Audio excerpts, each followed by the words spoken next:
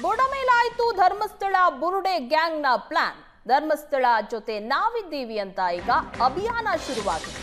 ನೆಲಮಂಗಲ ಶಾಸಕ ಶ್ರೀನಿವಾಸ್ ನೇತೃತ್ವದಲ್ಲಿ ನಡೀತಾ ಇರುವಂತಹ ಚಲೋ.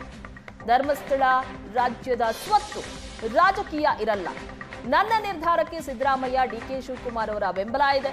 ಧರ್ಮಸ್ಥಳದಲ್ಲಿ ನೆಲಮಂಗಲ ಶಾಸಕ ಶ್ರೀನಿವಾಸ್ ಅವರು ಈ ರೀತಿ ಹೇಳಿಕೆ ಕೊಟ್ಟಿದ್ದಾರೆ.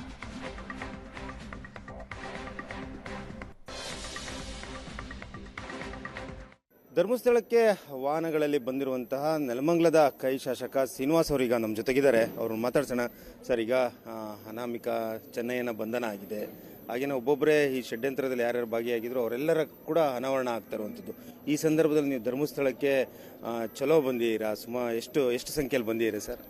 ನಾವು ಸುಮಾರು 2,000ಕ್ಕೂ ಅಧಿಕ ಜನ ನೆಲಮಂಗಲ ವಿಧಾನಸಭಾ ಕ್ಷೇತ್ರದಿಂದ ಸಾರ್ವಜನಿಕರು, ನನ್ನ ಪಕ್ಷದ ಮುಖಂಡರು ಮತ್ತು ಕಾರ್ಯಕರ್ತರು ಸುಮಾರು 350ಕ್ಕಿಂತ ಹೆಚ್ಚು ಕಾರುಗಳಲ್ಲಿ ಬಂದು ನೆನ್ನೆ ವೀರೇಂದ್ರ ಹೆಗಡೆ ಅವರಿಗೆ ಧರ್ಮಸ್ಥಳದ ಪರವಾಗಿ ಮತ್ತು ಧರ್ಮಸ್ಥಳದ ವಿರುದ್ಧವಾಗಿ ಯಾರು ಅಪಪ್ರಚಾರ ಮಾಡಿ ಷಡ್ಯಂತ್ರ ಮಾಡ್ತಾ ಇದ್ದಾರೆ, ಅದಕ್ಕೆ ಯಾರಿಗೂ ನೀವು ಎದೆಗುಂದಬಾರ್ದು. ನನ್ನ ವಿಧಾನಸಭಾ ಕ್ಷೇತ್ರದ ಜನತೆ ಮತ್ತು ಕಾಂಗ್ರೆಸ್ ಪಕ್ಷದ ಸರ್ಕಾರ ಮತ್ತು ನಮ್ಮ ಪಕ್ಷ ಧರ್ಮಸ್ಥಳದ ಜೊತೆ ಇರ್ತೀವಿ ಅಂತ ಹೇಳಿ ನಾವು ಧರ್ಮಾಧಿಕಾರಿಗಳಿಗೆ ತಿಳಿಸಿದ್ದೀವಿ. ಭಾಳ ಸಂತಸ ಆಗಿದೆ. ಸರ್ಕಾರದ ಬಗ್ಗೆ ಕೆಲವೊಬ್ಬರಿಗೆ ಅನುಮಾನ ಇತ್ತು. ಅನುಮಾನ ಹೊರಟೋಗಿದೆ ಅಂತ ನಾನು ಭಾವಿಸ್ತೇನೆ. ಯಾಕಂದರೆ ಸರ್ಕಾರ ಧರ್ಮಸ್ಥಳದ ಪರವಾಗಿ, ಧರ್ಮಾಧಿಕಾರಿಗಳ ಪರವಾಗಿ ನ್ಯಾಯಯುತವಾಗಿ ಇದೆ ಅಂತಕ್ಕಂಥ ಭಾವನೆ ನನ್ನಲ್ಲಿದೆ. ಸಾರ್ವಜನಿಕವಾಗಿ ಎಲ್ಲರೂ ಕೂಡ ಎಕ್ಸ್ಪೋಸ್ ಆಗಿರುವಂಥದ್ದು ಸರ್.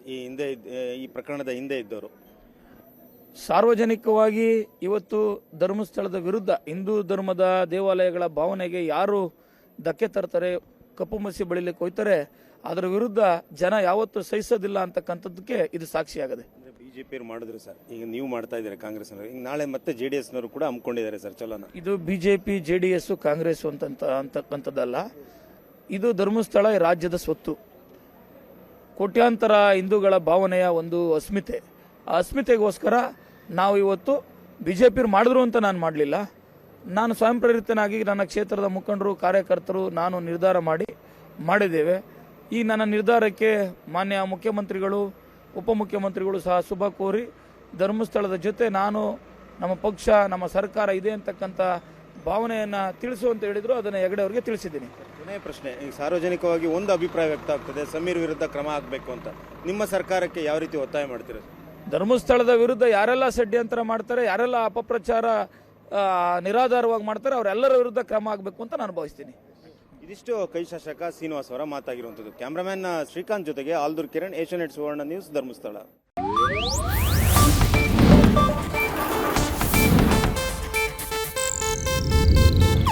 ಇದು ಏಷ್ಯಾನೆಟ್ ನ್ಯೂಸ್ ನೆಟ್ವರ್ಕ್ ಪ್ರಸ್ತುತಿ.